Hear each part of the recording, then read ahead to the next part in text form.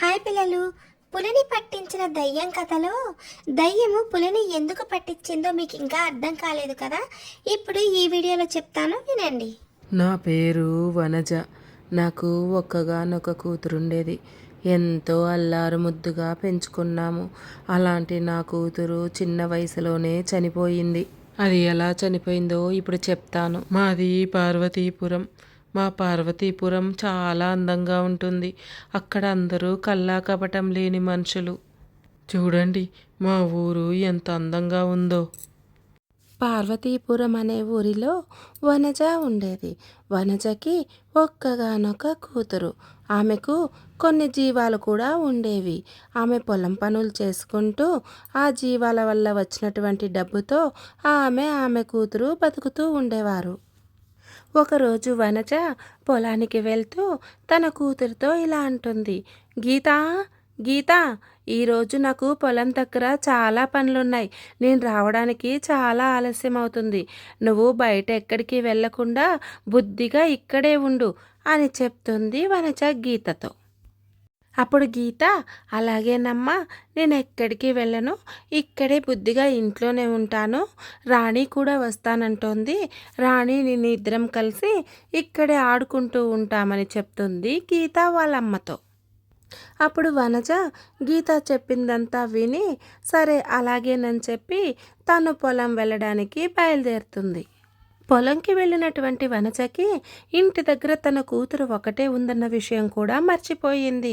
బాగా పొద్దుపోవడంతో ఇంటి దగ్గర తన కూతురు ఒకటే ఉందన్న విషయం గుర్తొచ్చి వెంటనే ఇంటికి పరిగెడుతోంది. గీత వాళ్ళకున్నటువంటి జీవాలన్నీ మేతకు వెళ్ళగానే తనకెంతో ఇష్టమైనటువంటి గోపీని తన దగ్గరే ఉంచుకొని ఆడుకుంటూ ఉంటుంది. దాంతో ఆడుకుంటూనే ఇంకా రాణి రాలేదేంటి, రాణి వస్తాననింది కదా అని ఆలోచిస్తూ వెనక్కి తిరిగి చూస్తూ ఉంటుంది. సరిగ్గా అదే సమయంలో అక్కడికి రాణి వస్తుంది. అప్పుడు రాణి ఇలా అంటోంది. ఏ గీత, ఎప్పుడు చూడు ఆ గోపితోనే ఆడుకుంటూ ఉంటావు. నీకు ఇంట్లోనే ఎలా ఉండడానికి బుద్ధి పడుతోంది? నాతోరా అలా ఊర్లోకెళ్ళి బయట చూసుకొని మీ అమ్మ వచ్చేసరికి మళ్ళీ త్వరగా ఇంటికి వచ్చేద్దాం అని అంటుంది రాణి గీతతో. అప్పుడు గీత కాసేపు ఆలోచించి సరే అలాగే వెళ్దామనుకొని తను రాణితో ఊర్లోకి వెళ్ళడానికి బయలుదేరుతుంది. రాణి గీత ఇద్దరు కూడా ఊరంతా తిరిగి గీత ఇంటికి వచ్చేసరికి అక్కడ గోపి కనిపించడు.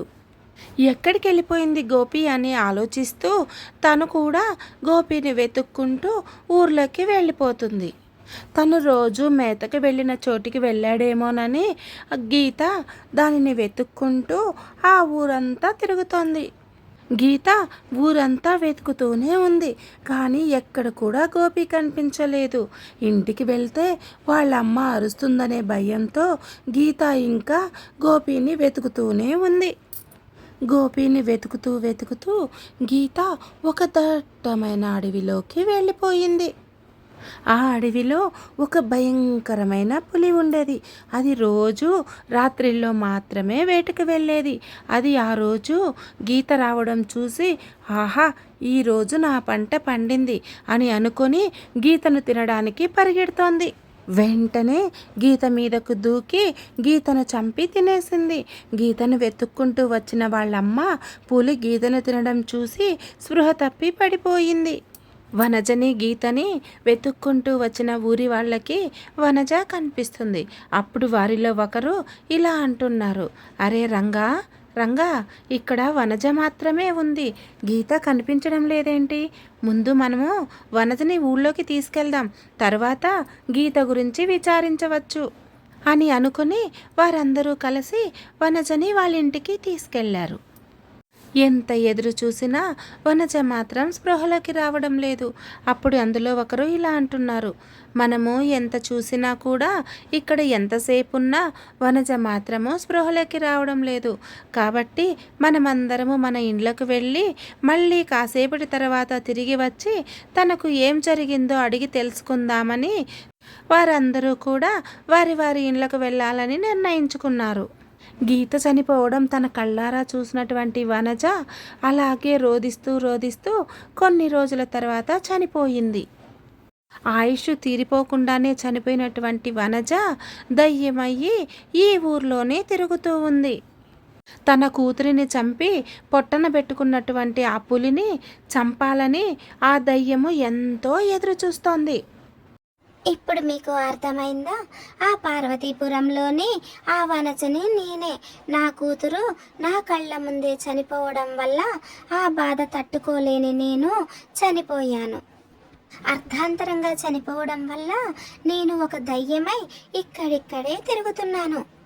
ఏ రోజుకైనా నా కూతురిని చంపిన ఆ పులిని చంపాలనేదే నా కోరిక.